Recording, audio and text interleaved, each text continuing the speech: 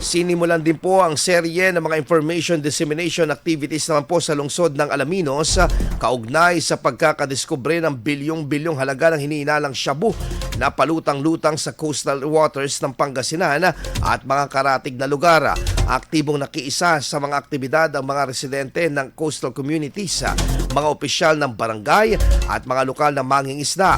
Layunin ng pagtitipon na ipabatid ang tamang proseso kung sakaling makakita ng kahina-hinalang bagay sa dagat, gayon din ang mga legal na kaparusahan para sa sinumang magtatangkang akuin o pagmayariin ang mga naturang kontrabando.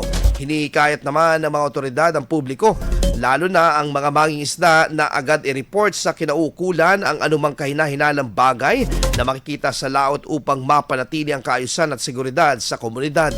Samantala, kinilala at taus-pusong pinasalamatan naman ng lokal na pamahalaan ang mga otoridad ang mahigit na 50 mangingisda mula sa iba't ibang bahagi ng lalawigan dahil sa kanilang maagap at kusang pagsuko ng mga natagpuang hinihinalang iligal na droga.